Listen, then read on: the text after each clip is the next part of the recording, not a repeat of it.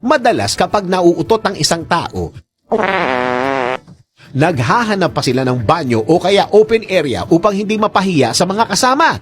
Pero alam nyo ba, ayon sa pag-aaral, ang pag-utot daw kasama ang inyong partner ay nakakapagpatibay ng relasyon. Tara, let's prove it.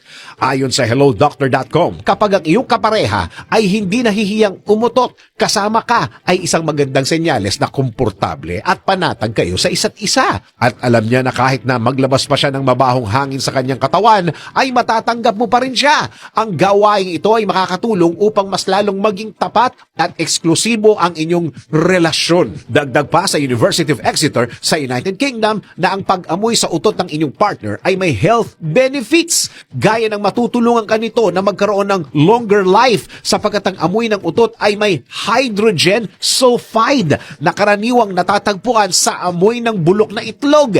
Ipinaliwanag ng mga researchers na ang pag-amoy nito ay mainam na pantaboy sa cancer, stroke at heart attack at mabisa itong panlaban sa demensya. Pero take note na huwag araw-arawin ang pag-utot at pag-amoy ng utot ng partner dahil posible itong humantong sa respiratory at neuron damage. Ang pag-utot ay normal lang sa isang tao dahil isa itong paraan para ilabas ang hangin sa katawan mula sa large intestine o colon. Maliban dyan, alam nyo ba na ang pag-utot din kasama ang partner ay isang malaking batayan sa matibay na relasyon? Yang pag-utot na yan, alamin natin sa Let's Prove It!